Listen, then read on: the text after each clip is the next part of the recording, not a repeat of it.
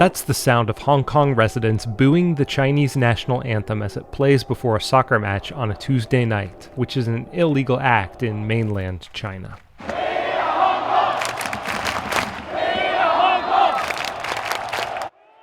After more than 3 months of sustained protests, nobody seems quite sure what will happen next. But the protesters we talked to on the march to the soccer stadium were clear that the government's formal withdrawal of the controversial extradition bill that sparked the protests to begin with wouldn't be enough. A lot of people have injured, the police abusing the power, so we are not accepting just retracting extradition bill.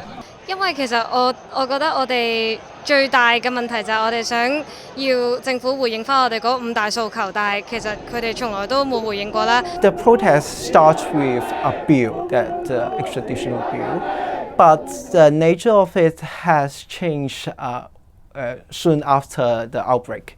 People have strong feeling and strong emotion when they see the riot police try to beat the ordinary people out of no reason. So I think the protest will continue, and if there is no solution to adjust it. The protesters say that their police force has lost public trust and that their government is hopelessly compromised, its leaders controlled by the Chinese Communist Party. They want an independent investigation into the police, and they want to elect their own leaders rather than having them selected by interest groups that they view as beholden to mainland China. 因為呢一個係我哋人權嘅，呢個當權者佢做錯事，我哋係有呢一個責任，亦都有呢個權力去話俾佢知佢做錯啲咩事。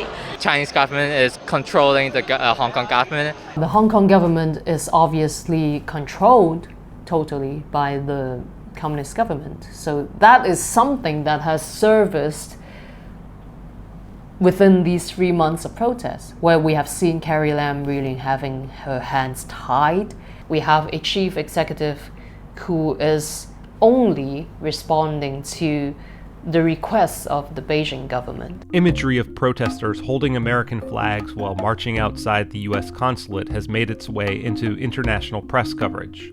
And while there weren't any stars and stripes present at Tuesday night's march, participants did have a message for Americans. Thank you for Americans stand with Hong Kong. I hope all the American audience could stand with Hong Kong, since now we Hongkongers are in a critical moment. Protesters expressed hope that the US Congress would pass the Hong Kong Human Rights and Democracy Act, which would make the city's bilateral trade and travel agreements with America contingent on China maintaining Hong Kong's autonomy, and levy sanctions against Chinese individuals accused of violating the rights of Hong Kong citizens. It would also instruct US immigration officials not to punish visa applicants who've been arrested for participating in the protests. Hong Kong's soccer team lost the match, but for many in this crowd, tonight was about more than just a game. Democracy is actually affecting the future of our life. Like when I grow up, I will be affected by the policies of the government. We just want to have a control of our future.